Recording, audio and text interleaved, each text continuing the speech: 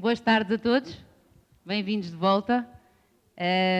Eu tenho o privilégio e a honra de apresentar a nossa próxima oradora para o painel As Chaves para Educar com Inteligência Emocional. Falo da doutora Ana Peinado, que tive a honra de ir buscar ontem para começar esta aventura.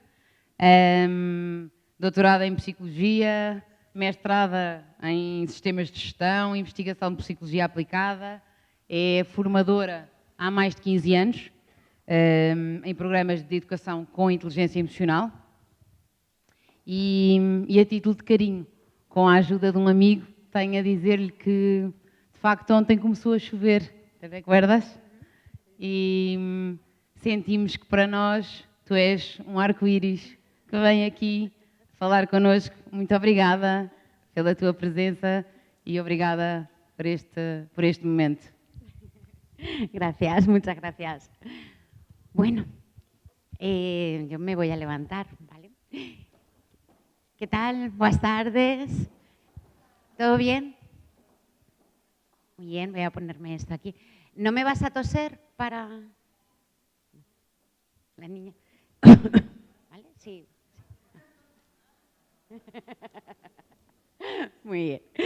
Bueno, pues yo estoy muy contenta de estar aquí en Portugal con todos vosotros y agradecer muchísimo a toda la organización que me hayan invitado y, bueno, sobre todo a María Caldeira, la oportunidad que me da de poder estar aquí junto con grandes amigos y con grandes profesionales que me llevan acompañando y me llevan inspirando mucho tiempo en el trabajo de la educación emocional en coles y en institutos, con niños desde los 3 años hasta los 18.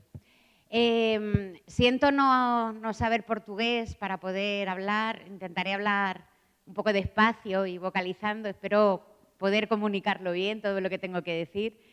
Y quería empezar con esta imagen, porque me recuerda a un libro, creo que de los mejores libros que he leído sobre fracaso escolar, que se llama Mal de Escuela, de un autor francés que se llama Daniel Pénac, y que es un autor que ha sido un alumno con fracaso escolar, pasó por muchísimos centros educativos, incluso por instituciones en las que estuvo internado y ahora es uno de los profesores y de los autores más importantes de Francia. En este libro, en el libro Mal de Escuela, hay un trocito de la obra en la que dice: nuestros alumnos, nuestros malos alumnos, vienen a la escuela con el cuerpo a medio hacer y una mochila cargada, pero no cargada de libros, sino cargada de las preocupaciones de casa, de la manera en la que son tratados en casa, de los problemas familiares y de la sensación que tienen ya de que no van a llegar a nada. Es fundamental que los maestros, que los profesores, antes de empezar a explicar el contenido, les quiten a los alumnos esa mochila. Es fundamental para que ellos puedan aprender que dejen la mochila en el suelo.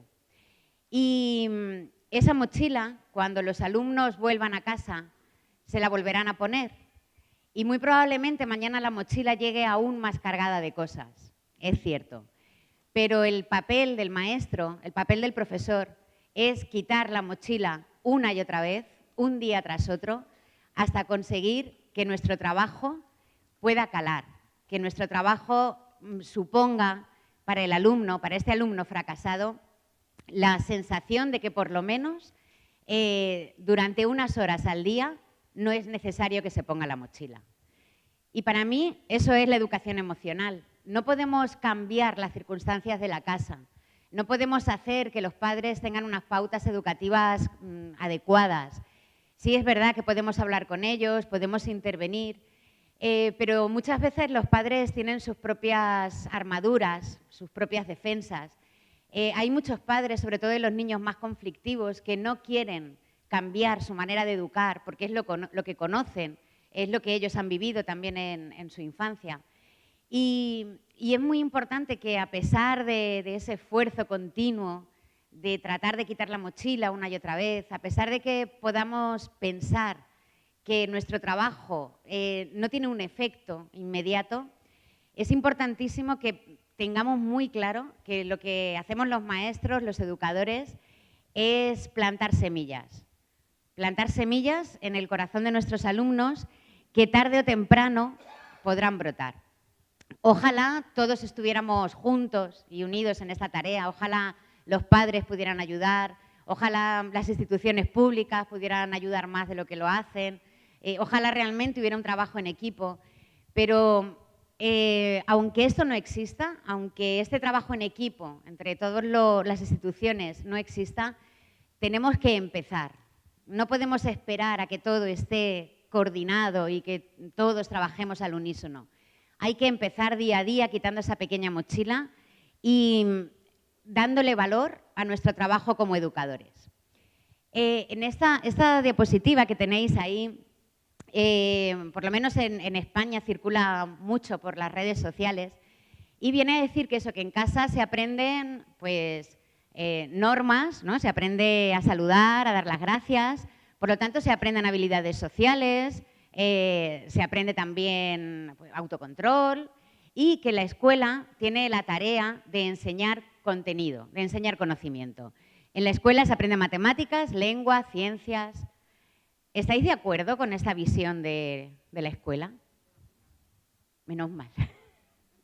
Menos mal. Porque no podemos estar de acuerdo con esta visión. El trabajo de un maestro, el trabajo de un educador es muchísimo más, es mucho más importante. Formamos personas y formamos personas de manera íntegra. Y no nos podemos muchas veces ni siquiera imaginar lo importante que es que incluso nuestra manera de entrar al aula, nuestra manera de mirar a nuestros alumnos, hasta qué punto les puede influir. Les influye en su manera de ver la escuela, en su actitud a la hora de venir, de despertarse todos los días temprano para poder venir a la escuela.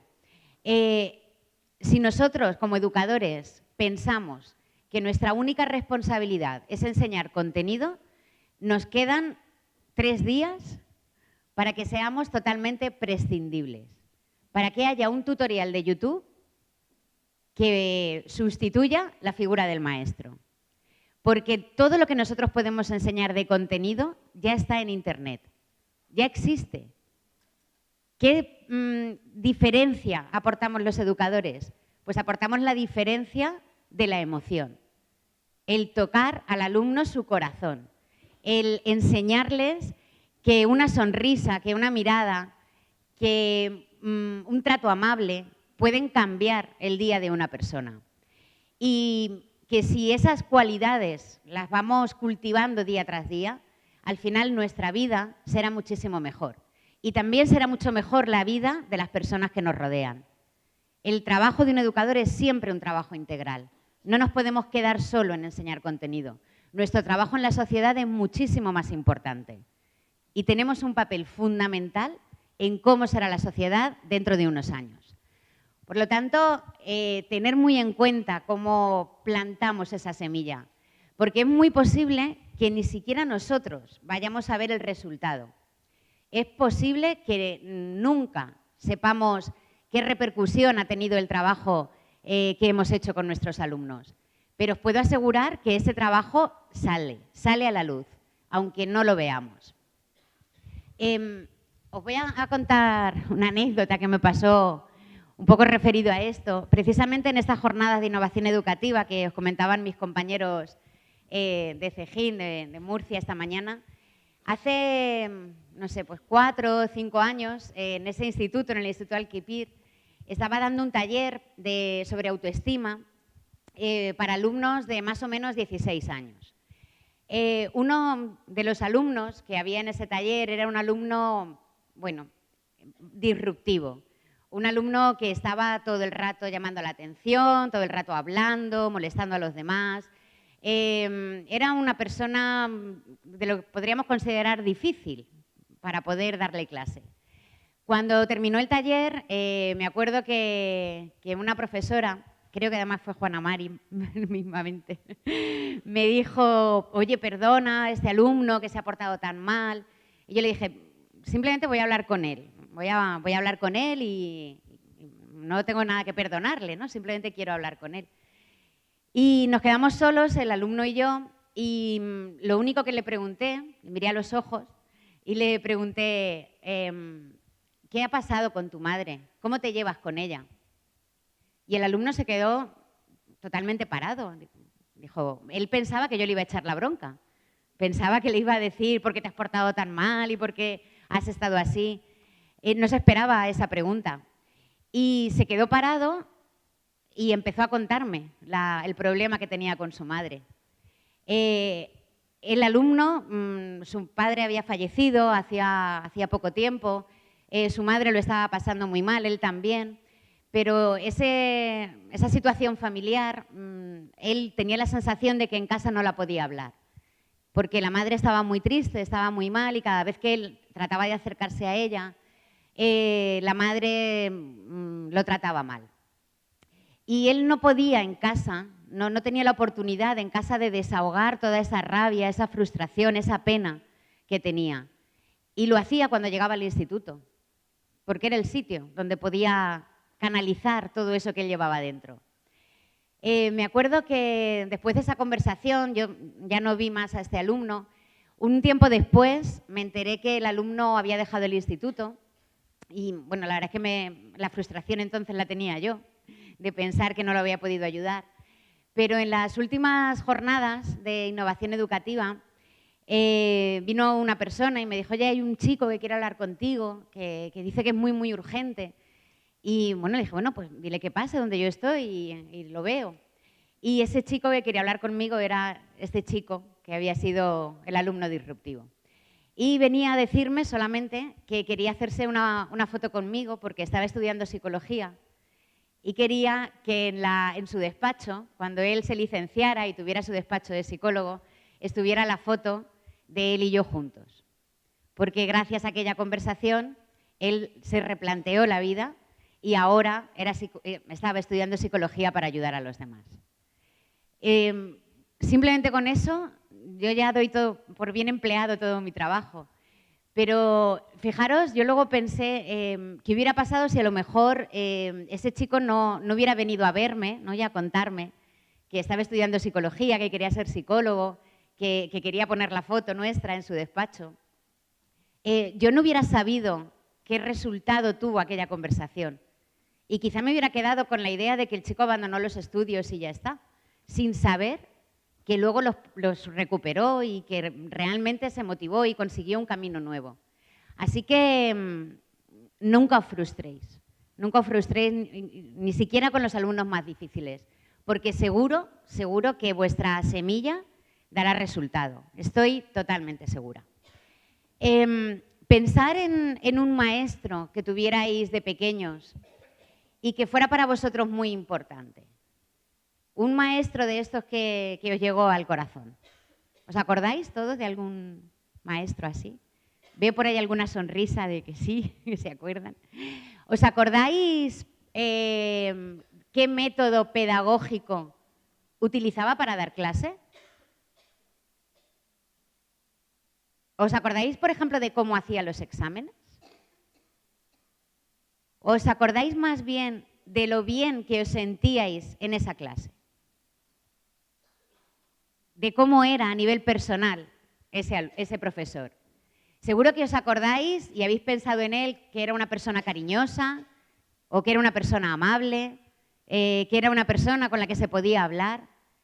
De los buenos maestros nos acordamos siempre de las cuestiones más personales, de cómo nos han hecho sentir.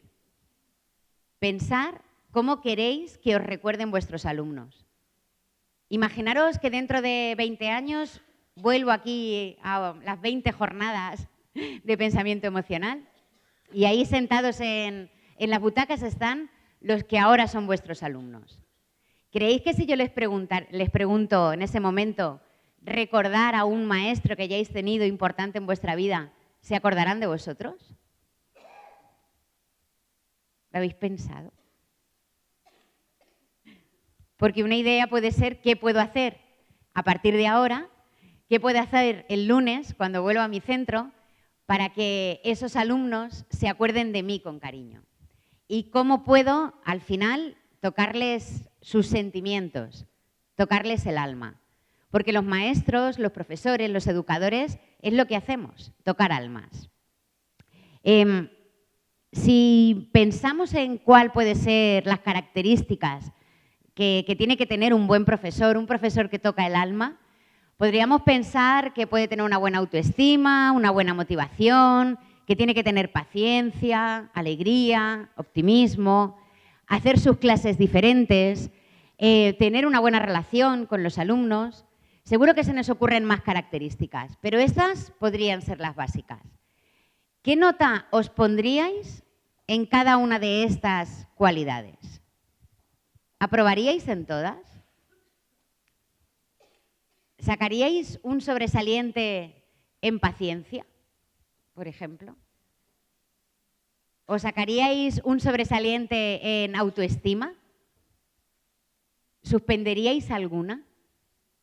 Sí.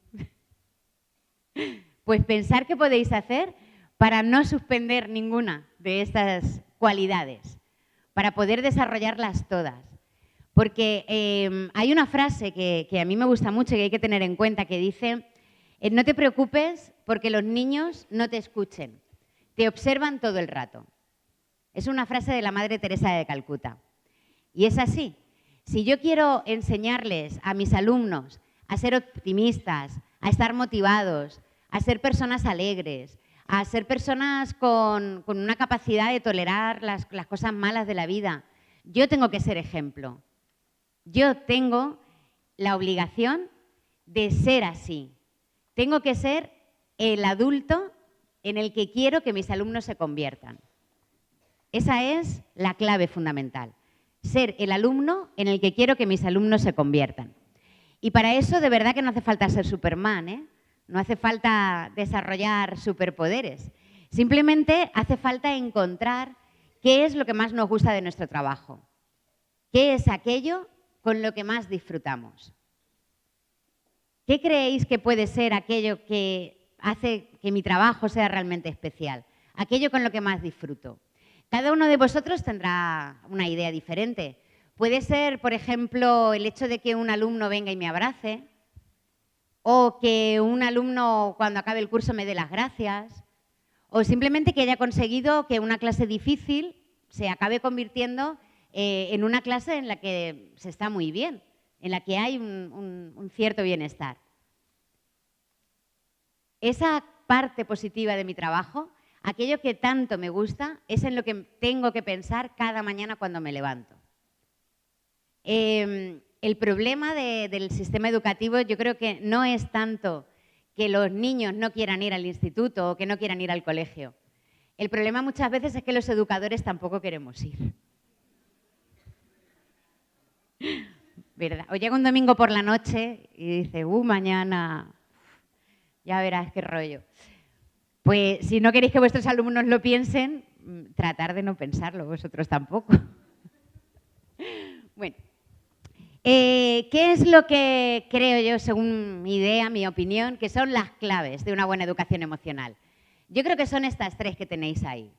Descubrir el talento de nuestros alumnos, descubrir en qué son buenos, desarrollar todas sus competencias emocionales, la autoestima, la motivación, el autocontrol, las habilidades sociales y sobre todo, que se sienta valorado, que se sienta querido y que se sienta útil. Eso sería lo más importante. Y con estas tres claves podemos educar en inteligencia emocional. Para hablar del tema del talento, de descubrir el talento, tengo que hablar yo también, igual que hacía mi compañera Juana Mari esta mañana, de Ken Robinson, el autor del libro El Elemento. Él dice que la gente produce mejor cuando hace las cosas que ama.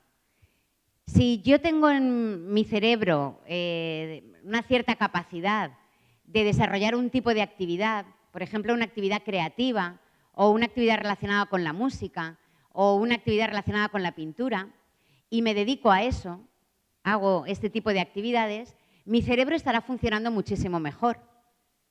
Y al estar funcionando mejor, yo me sentiré muy bien. me sentiré muy feliz. Si puedo dedicarme como profesión a hacer aquello para lo que mi cerebro está preparado, os puedo asegurar que lo haré fenomenal, que lo haré muy bien. Se me pasará el tiempo volando. Tendré la sensación de que disfruto realmente con mi trabajo. Estaré en mi elemento. Y es importante que descubramos cuál es el elemento de nuestros alumnos, que en ningún caso estará basado en el coeficiente intelectual. En ningún caso. Estará basado en cuál es su tipo de inteligencia múltiple. ¿Vale? El coeficiente intelectual mide solo un tipo de inteligencia. Según la teoría de inteligencias múltiples de Gardner, existen otros muchos tipos de inteligencia.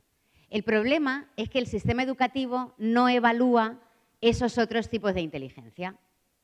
Imaginaros si dais clase a niños de 8 o 9 años o incluso adolescentes, imaginaros que tuvierais ahora mismo en vuestras clases a Mozart. ¿Qué le diríais a vuestro alumno Mozart que tenéis en vuestra clase de 8, 9 años o 12? Posiblemente le diríamos, deja de tocar el piano y ponte a estudiar matemáticas, que mañana tenemos examen. Con lo cual el talento tan importante de Mozart, pues lo estaríamos tapando, porque quizá tocar el piano o tocar el clavicordio o componer ópera no es algo que el sistema educativo evalúe. Imaginaros, por ejemplo, que tuvierais, no sé, a Cristiano Ronaldo en vuestra clase. ¿Vale? ¿Qué le diríais? Déjate el balón, que tienes que estudiar, que mañana hay examen de naturales y lo importante es que tú apruebes el examen de naturales. Bueno, es importante, es verdad, pero resulta que el tipo de inteligencia que tiene Ronaldo, que es una inteligencia kinestésica, tampoco está valorada en el sistema educativo. ¿Vosotros sabéis qué tipo de inteligencia tenéis? ¿No? Pues vamos a hacer un jueguecillo, a ver si así lo descubrimos. Mirad, pensar en algo que os encante hacer. Una actividad, la que sea, en la que disfrutéis muchísimo, que se os pase el tiempo volando, que no te des casi cuenta de que estás haciendo esa actividad y que te encantaría, de esas cosas que dices, cuando me jubile, voy a hacer esta actividad. ¿Lo tenéis todos más o menos pensado? ¿Sí? Vale, pues yo voy a ir diciendo cosas, ¿vale? A ver en cuál os sentís identificados. ¿Quién de vosotros ha pensado en algo relacionado con la música? Escuchar música, tocar un instrumento. ¿Podéis levantar la mano? Muy bien. ¿Os podéis levantar, por favor, y veniros para allá? Sí, venga, que yo, de verdad no pasa nada. Los que hayan pensado en la música, ¿vale? Os venís para acá, os ponéis aquí. Muy bien, muchas gracias. ¿Alguno de vosotros ha pensado en algo relacionado, por ejemplo, con dibujar, pintar, la fotografía, la decoración? ¿Levantáis la mano? Ahora dicen, no, que me haces que me mueva. ¿Te puedes poner por aquí? ¿Alguien más ha pensado en pintar, dibujar? Por aquí, por favor. Muy bien, muchas gracias. Estupendo. ¿Alguien ha pensado, por ejemplo, en algo relacionado con la naturaleza? Andar por la naturaleza, hacer senderismo. Muy bien, por aquí, por favor. Animales. Cuidar animales, estar con animales. Muy bien. Estupendo, muchas gracias. ¿Alguien ha pensado, por ejemplo, en hacer puzzles? Hacer puzzles, crucigramas, ordenar cosas. ¿No? ¿Tú? Realmente me lo imaginaba. Porque sé cuál es tu profesión. ¿Te puedes subir aquí conmigo? ¿Te importa? Muchas gracias, ¿eh? Estupendo. Muy bien.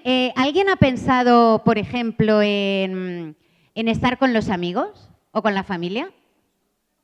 Ay, ay, muy bien. ¿Os ponéis por aquí, por favor? Poneros por aquí. ¿Alguien ha pensado en estar solo? Que nadie le moleste. En leer. Leer, muy bien. Leer, escribir. Por favor, por aquí, leer y escribir por aquí. Si alguno se quiere cambiar de grupo, se puede cambiar. Sí, aquí. Leer, escribir. Muy bien, perfecto. Estupendo.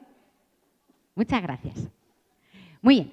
¿Y quién ha pensado en algo relacionado con el deporte? El deporte, el baile, moverse. Bien, muy bien. En los dos, ¿no? Estarías en los dos. Muy bien. Pues os vais para aquel lado y por favor ocupáis aquella pared de allí. Sí, por allá, hacia la pared. Muy bien. El deporte, el baile, todo eso. Moverse, muy bien. Genial.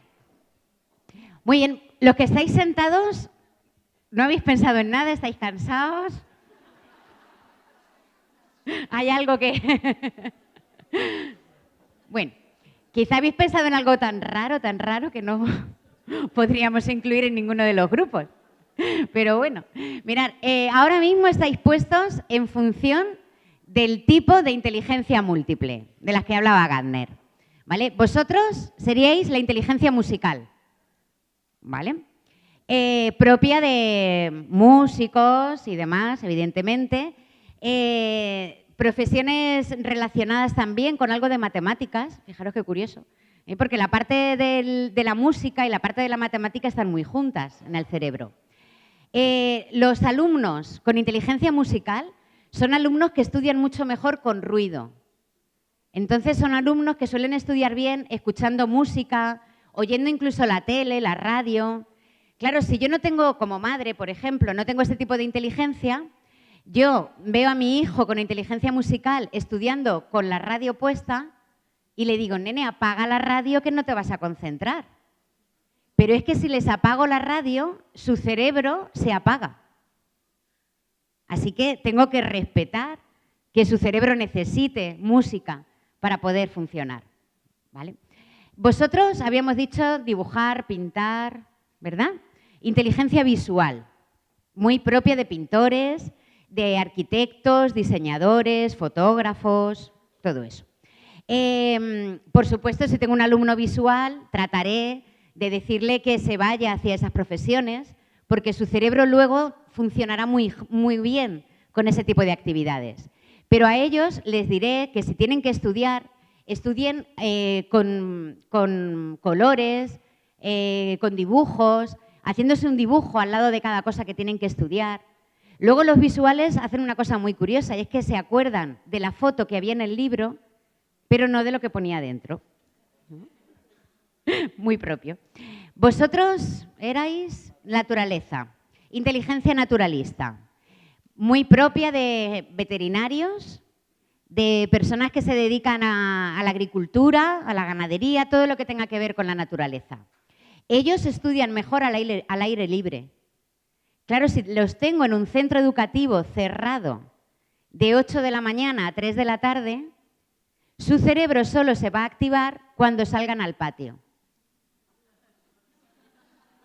Y tendremos un problema bastante importante. Si tenemos un hijo con inteligencia naturalista, lo mejor es que estudie en el balcón. Es verdad, ¿eh? No lo dejéis encerrado en el balcón, pero sí que el hecho de permitir el aire, ¿no? de sentir el aire a la hora de estudiar, les viene muy bien. Ellos tienen inteligencia interpersonal, la inteligencia relacionada con las personas, con nuestra relación con las personas. Este tipo de inteligencia es muy propia de psicólogos, educadores, pedagogos, porque nos gusta mucho el contacto con la gente. ¿Cómo van a estudiar nuestros alumnos de inteligencia interpersonal mejor? En equipo. Si yo los junto a hacer un trabajo, van a aprender muchísimo mejor, ¿vale? Inteligencia lingüística, la que tiene que ver con escribir. Este tipo de alumnos, que de mayores serán comunicadores, periodistas, youtubers, cosas así, ahora estudiarán mucho mejor si se hacen resúmenes amplios. De esto que te haces el resumen tan largo que copias todo un tema, ¿no? Y al final no es resumen, pero es la manera en la que su cerebro funciona. Y este grupo de aquí, para un educador, es el peor, tengo que deciros, lo siento. Porque los que tienen inteligencia kinestésica no paran quietos en clase. Están todo el día moviéndose. De hecho, fijaros qué curioso que por allí ya se han sentado todos y vosotros seguís en pie, ¿no? Son los típicos alumnos que están en clase y están moviendo la pierna así, moviendo la silla para atrás, para adelante, que dices, se va a matar, se va a matar. Claro, ¿qué pasa? Que si yo a estos alumnos les digo, siéntate y estudia, en el momento en el que se sientan, el cerebro hace plaf y desconectan. Ellos necesitan moverse para estudiar. Necesitan estudiar a través del movimiento. Mi hijo, tengo un hijo de 13 años, es kinestésico también, y yo decidí quitarle la silla de la mesa de estudio porque era peligroso. Se va a matar un día, seguro. Y él, cuando me dice lo que ha estudiado, me lo dice haciendo volteretas o haciendo el pino, es su manera. Claro, como luego en el instituto no puede hacer el pino ni dar volteretas, lo que se ha llevado es una pelota de estas blanditas, una pelota antiestrés, y con ese movimiento su cerebro funciona mejor. Y desde que se lleva esa pelotita a los exámenes, la calificación no ha subido mucho. Y también porque uno de sus profesores le permite moverse en clase.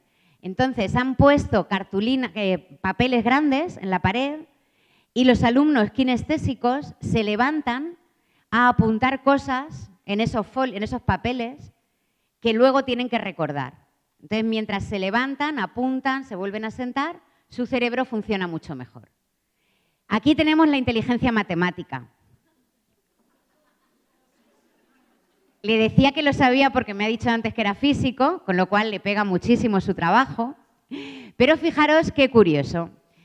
El sistema educativo, el que hay en España y el que hay aquí en Portugal, prácticamente solo tiene en cuenta un tipo de inteligencia, la lógico-matemática. Esta.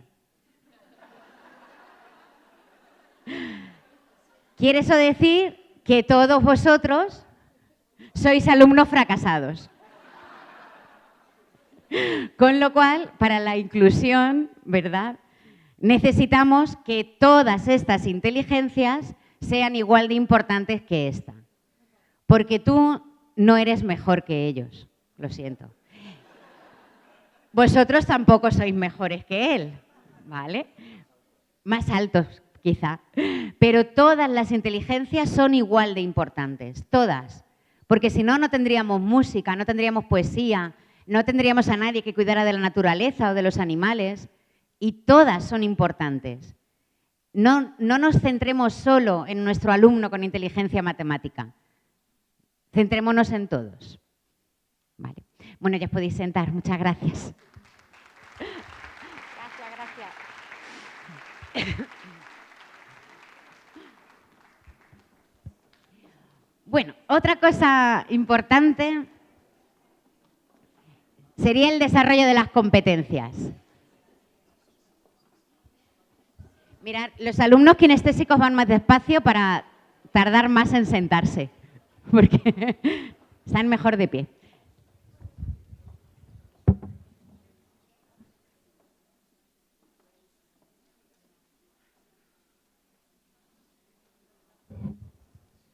Mirad, para el desarrollo de las competencias emocionales, evidentemente nos basamos en inteligencia emocional. No voy a explicar mucha teoría sobre esto, pero sí que daros dos conceptos claros. Porque todavía hoy, a pesar de que la inteligencia emocional es un concepto que desde el ámbito de la psicología se lleva estudiando desde los años 90, Todavía hay mucha gente que pone esta cara cuando oye hablar de inteligencia emocional. ¿De esto qué es? ¿Esto exactamente qué es? Bueno, pues para entender qué es la inteligencia emocional, esta mañana hemos tenido alguna ponencia al respecto, había que entender bien qué es una emoción y qué no es una emoción.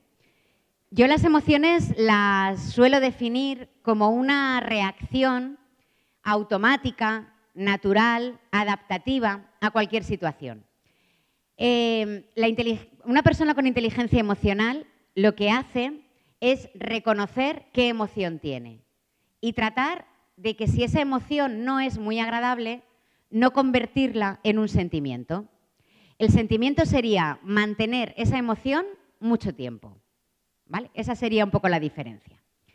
Mirad, esta parte, ahora cuando el cerebro de la vuelta roja, tan pequeñita que veis ahí, es toda la parte emocional. La parte donde estaría el sistema límbico, la amígdala, todas las estructuras relacionadas con las emociones. Fijaros que está justo en medio. Por lo tanto, esa parte emocional, ese cerebro emocional, no sabe lo que pasa afuera. Se cree lo que yo le digo. Si yo le digo, mis alumnos son un desastre, mi cerebro se lo va a creer. Y entonces me generará una emoción que será la emoción de frustración. Y con esa emoción de frustración empezaré un día, otro día y acabará convirtiéndose en un sentimiento. ¿Qué tendría que hacer? Darme cuenta de que estoy sintiendo frustración y tratar de gestionar esa emoción de la mejor manera posible para que no sea parte de mi manera de ver la vida. En inteligencia emocional hay dos corrientes diferentes, dos maneras distintas de entenderla, que son bastante complementarias. Una de ellas es de los primeros autores que estudiaron a nivel científico la inteligencia emocional, Mayer y Salovey, que lo que hicieron fue coger el concepto de la teoría de inteligencias múltiples de Gardner, el de la inteligencia inter e intrapersonal, y estudiar si eso realmente ocurría, si realmente la manera de relacionarte con los demás y contigo mismo podría ser considerado un tipo de inteligencia. Y al final llegaron a la conclusión, por la década de los 90, que sí, que una persona podía ser inteligente en la manera de relacionarse con los otros. Y lo que hacía que una persona fuera inteligente emocionalmente era que sabían reconocer la emoción. Sabían qué les estaba pasando a ellos y qué les estaba pasando a los demás. Para reconocer la emoción no basta con que nos fijemos en la cara de alegría, cara de pena, cara de tristeza. Hace falta que vayamos mucho más allá. Y sobre todo nos fijemos en qué parte del cuerpo siento diferentes emociones. Cuando tenemos alegría, ¿dónde la sentimos? ¿Dónde sentís, en qué parte del cuerpo sentís la alegría? En el pecho. Por eso cuando estamos felices, hacemos ¡ay! ¿Verdad? Porque es aquí donde sentimos esa emoción. ¿En qué parte del cuerpo sentís el enfado? En los hombros. Cuando te enfadas mucho con una persona, lo sientes aquí, en esta parte, se tensan las manos y se tensa la mandíbula, ¿vale? Si yo cuando me enfado con alguien no hago nada y me quedo con esa emoción, al final lo voy a convertir en un sentimiento negativo, un sentimiento de rencor, y además tendré dolor de cabeza, tendré problemas en los dientes y tendré problemas en la parte de arriba de la espalda. Entonces, cuando llegáis a casa por la noche y os sentáis ya tranquilos y decís, ¡ay, me duele aquí mucho! Eso es que os habéis enfadado y no os habéis dado ni cuenta. Así que hay que ser consciente de ese enfado. ¿La tristeza dónde la sentiríais? ¿Dónde creéis que se siente la tristeza? Aquí, en la garganta. La tristeza es en la garganta, se nos queda un nudo en la garganta. Sí. Tendría que ver si estoy diferenciando bien las situaciones que me generan enfado de las que me generan tristeza, ¿vale? Imaginaros, bueno, ¿y el miedo? ¿El miedo dónde lo sentiríais? En el estómago. El miedo se siente en el estómago. Imaginaros que entráis a vuestra aula, a vuestra clase, y os encontráis a vuestros alumnos gritando, corriendo por la clase, subidos a las mesas, a las sillas. Una imagen normal, por lo que veo, ¿no? Muy habitual. ¿Qué sentiríais en ese momento? Ha sido muy gráfica. ¿Cómo se llama esa emoción? Enfado, ¿no? Te enfadas. ¿Alguien siente otra cosa? ¿No? ¿Sentiríais miedo? ¿Alguien sentiría un nudo en el estómago? ¿No? ¿Sentiríais un nudo en la garganta? Sí, por ahí dicen que sí. Fijaros, si entras, te ves la clase así y notas algo en la garganta, te ha dado pena, te ha dado tristeza, ¿vale? Y la consecuencia no va a ser igual que cuando me enfado, porque cada emoción lleva una conducta. ¿Qué vas a hacer si lo que sientes es enfado? Pegar un grito. ¿Qué vas a hacer si lo que sientes es tristeza? A lo mejor no lloras porque no te vean, pero por lo menos te dan ganas de esconderte, ¿no? La tristeza es un sentimiento que hace que nos recojamos. Entonces te quedas hacia adentro. Y puede ser que tengas ganas de irte a otro sitio, pero quedarte solo. Es la sensación que tenemos con la tristeza. Claro, bueno, ahora os cuento esto. Fijaros qué pasa. Que si yo me enfado al entrar al aula y grito, mis alumnos van a ver esa emoción y van a hacer lo mismo. Mi emoción se va a contagiar y al final ellos se enfadarán también y gritarán. Y ellos gritarán, yo gritaré y al final entraremos en un círculo de a ver quién grita más. Y yo como educadora me centro solo en a ver qué hago para que mi alumno deje de gritar. Cuando la clave está en ver qué hago yo para no enfadarme cuando veo a mis alumnos portarse así. Esa es la clave. La clave no es qué hago con ellos, es qué hago conmigo. ¿Y por qué me siento enfadada cuando los veo así? ¿O por qué me da pena verlos así? Porque si me da pena, noto ese nudo en la garganta y me quedo paralizada, me quedo encogida, ellos tampoco se van a abrir. Y no va a haber manera de dar esa clase. No por ellos, sino por la emoción que yo he tenido. Así que es importantísimo reconocer la emoción. Pero también es muy importante seguir lo que hablaba Goleman en el modelo mixto, de encontrar cómo desarrollar en los alumnos sus competencias emocionales. Que se quieran a sí mismos, que estén motivados, que tengan capacidad de autocontrol y que tengan unas buenas habilidades sociales. Igual, para que ellos puedan desarrollar esas competencias, yo las tengo que tener. Si yo quiero que mis alumnos tengan autocontrol, no puedo pegarles un grito, porque demuestra que yo no tengo autocontrol.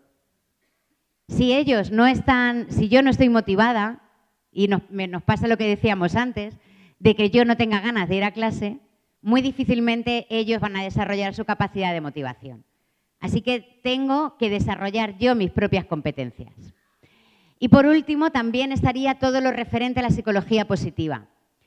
A esta rama de la psicología que trata de estudiar el bienestar emocional en la gente y cómo desarrollar en las personas sus fortalezas emocionales. Las fortalezas emocionales sería aquello que tenemos que hacer para poder superar las adversidades de la vida. Ser optimista no significa negar que nos vayan a pasar cosas malas, al contrario, es saber seguro que algo malo me va a pasar, saberlo seguro y saber cómo tengo que comportarme cuando eso malo me pueda pasar, saber cómo puedo crecer con la adversidad. Y esa capacidad de optimismo se puede enseñar. Mirad, yo lo que propongo en los coles y en los institutos, en los centros en los que trabajo, es que sigan este esquema. Empezaríamos a enseñarles a los niños o a los adolescentes reconocimiento de emociones, porque es lo básico, lo primero que tenemos que enseñar, para que sepan qué les pasa a los otros, y después trabajaríamos con ellos las competencias a nivel personal: autoestima, motivación y autocontrol. Después, una vez que hemos trabajado con ellos competencias personales, ya podemos ir a las competencias sociales: asertividad y empatía. Y por último, todo lo referente al optimismo y la felicidad. ¿Cómo lo podemos hacer? Pues muy fácil. Mirad, si las clases, el curso, comienza en septiembre, yo puedo hacer que en octubre, por ejemplo, en una de mis clases, haga con ellos una actividad para enseñarles a reconocer la emoción. Y en noviembre hago una actividad para enseñarles autoestima. Cuando llega enero, hago una actividad de motivación. En febrero hago una actividad de autocontrol. En abril, una actividad de habilidades sociales. Y en mayo, una actividad de optimismo.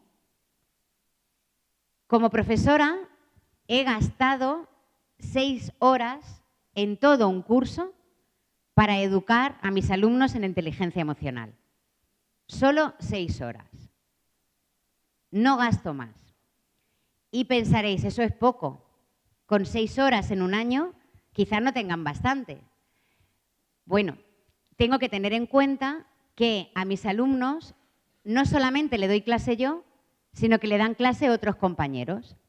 Y, por ejemplo, el profesor que les dé clase de música puede hacer también esas actividades.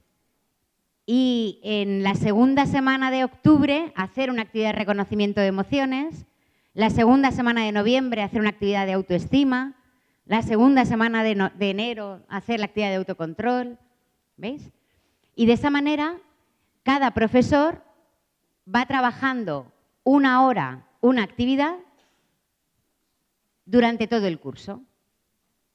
Y así yo como profesora solo gasto 6 horas, pero mis alumnos todas las semanas reciben al menos una actividad de educación emocional.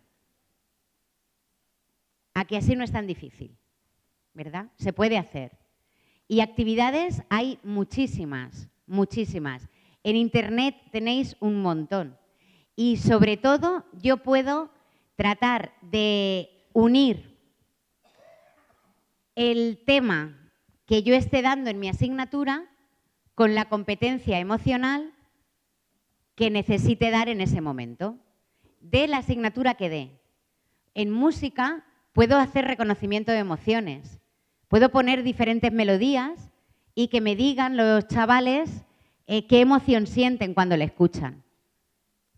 Por ejemplo, no sé, si estoy trabajando motivación y doy clase de música, puedo ponerles las canciones que oyen los futbolistas cuando salen a un partido y que analicemos si realmente es una canción motivadora. Si estoy dando historia, puedo preguntarles qué creen que sintió Cristóbal Colón cuando descubrió América. Si se sintió alegre, sintió miedo, si estaba preocupado. Y ya estoy incluyendo una actividad de reconocimiento de emociones en historia. O, por ejemplo, para trabajar autocontrol en matemáticas, lo puedo hacer a través de algún juego que permita a los niños pararse a pensar en el resultado y después actuar. ¿Hacemos un jueguecillo de estos a ver cómo tenéis vuestro autocontrol? ¿Sí? Vamos a ver, mirad. Yo voy a decir ahora un número, ¿vale? Si el número es par, acaba en 2, 4, 6, 8 o 0, os levantáis vosotros y vosotros, ¿vale? Los laterales. Si es impar, acaba en 3, 5, 7 o 9, os levantáis vosotros, ¿vale? Es un juego de rapidez, con lo cual voy a dar puntos. ¿vale? El primer grupo que se levante todo, gana. Qué competitivos sois, estáis dejando ya las cosas abajo y todo. Hay que ver, hay que ver. Muy bien, ¿preparados? ¿Sí? Venga. 480. Muy bien. Perfecto. Vale, podéis sentaros. Un punto para el grupo par y un -1 para el grupo impar porque ha habido una equivocación. Ha habido una persona que se ha levantado y esa equivocación la vamos a valorar con un -1. Pero mirar, una cosa importante. Una de las actividades que hacemos con los alumnos es que fallar, cometer un fallo, es algo bueno. Porque la única manera de aprender es cuando fallo, me doy cuenta y aprendo para la próxima. Ya verás cómo no te vas a volver a levantar ni aunque sea un número impar, ¿no? Entonces, como va a ser así seguro, lo que hacemos es que cuando alguien estamos haciendo un juego y falla, todo el mundo le aplaude, porque ha sido la única persona que ha aprendido. Así que, por favor, darle un aplauso. Muy bien, estupendo. Muy bien, pues venga, otro número. 4.573. Muy bien, estupendo. Podéis sentaros. Muy bien. Nadie se ha levantado de los pares, que aplaudimos si os equivocáis, ¿eh? O sea que no pasa nada. Vale, ahora voy a decir una suma y se levanta el resultado. ¿Vale? 5 más 5. Uy, un aplauso, por favor, para ellas dos. Muy bien. Un aplauso para vosotros. Vale. Otro, por ejemplo, va a ser 75 y 85. Otro aplauso, por favor. Muy bien. Mirad. Os recuerdo que el juego es de autocontrol. Pienso y luego actúo. ¿Vale? Pienso y luego actúo. Y no os dejéis llevar por los compañeros de al lado, porque se equivocan. Venga, el último número. 1.580 más 4.323 más 55.301. Muy bien, un aplauso para ellos que se han equivocado, un aplauso para ellos que lo han hecho muy bien.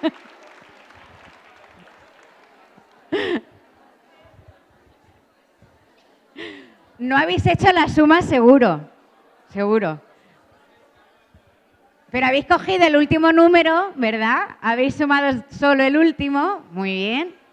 ¿Veis? Habéis desarrollado una estrategia creativa para dar solución a un problema.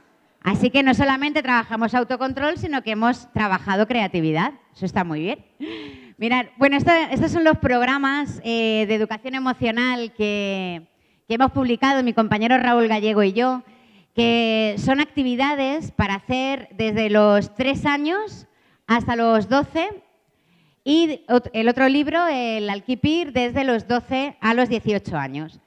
El nombre de los libros, tanto la edición Alquipir como la de Begastri, es por el Instituto de Cejín que os han presentado esta mañana, donde iniciamos toda esta aventura de la inteligencia emocional. Hay actividades para cada asignatura, para matemáticas, lengua. Me voy ya. Únicamente deciros que es muy, muy importante que tengáis en cuenta cómo os veis como maestros, como educadores. Cómo os veis, cómo os valoráis. Porque en función de vuestra creencia, de lo que creáis acerca de vosotros mismos, así será el resultado de vuestro trabajo. Si vais a trabajar el tema de la cooperación entre los niños, trabajar mucho más que el hecho de que se sientan juntos en clase. Porque la cooperación es mucho más. La cooperación no es solo que se sienten juntos y trabajen, sino que desarrollen realmente habilidades sociales. Y, por supuesto, hacerlos que se sientan queridos. Mirad, esto es 2 cerebros de 2 niños de 9 años, uno criado en una familia normal y otro criado en una institución. Como veis, las diferencias a nivel estructural son muy importantes. Este es el niño que ha sido criado en una familia estructurada, bueno, por lo menos que ha sentido amor, ¿no? Que ha sentido cariño, mientras que el otro cerebro del niño presenta incluso lesiones importantes. Y es que se ha demostrado, la ciencia ha demostrado ya cómo el amor afecta al desarrollo neurológico de los niños. Es muy posible que los niños que nosotros tenemos en los centros no sientan amor en casa, no sientan que en casa les quieren.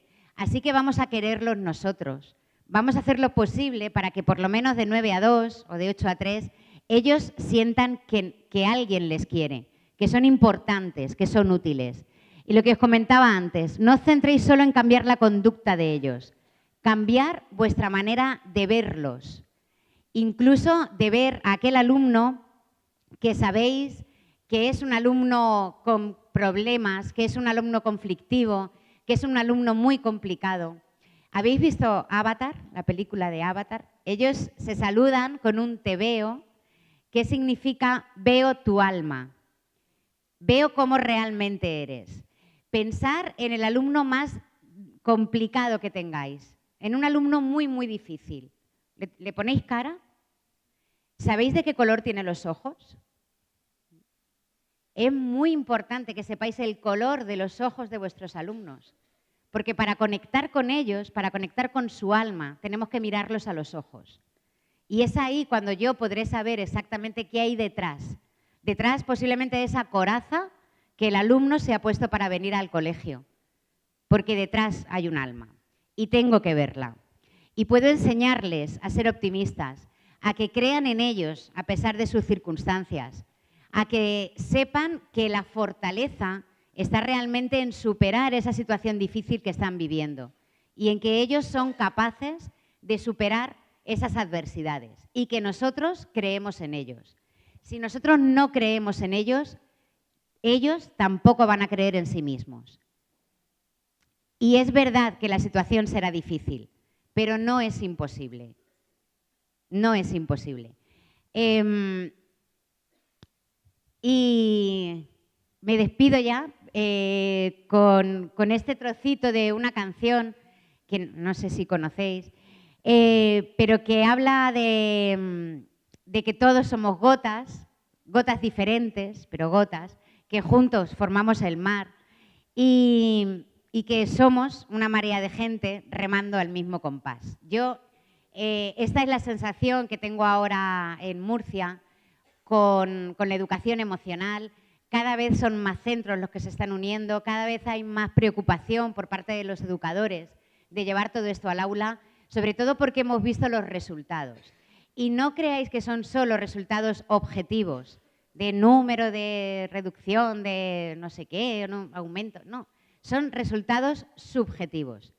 Sabemos que ahora los centros que tienen programas de educación emocional son centros donde los alumnos van más felices, donde los profesores van más felices y sobre todo donde profesores y alumnos se miran a los ojos.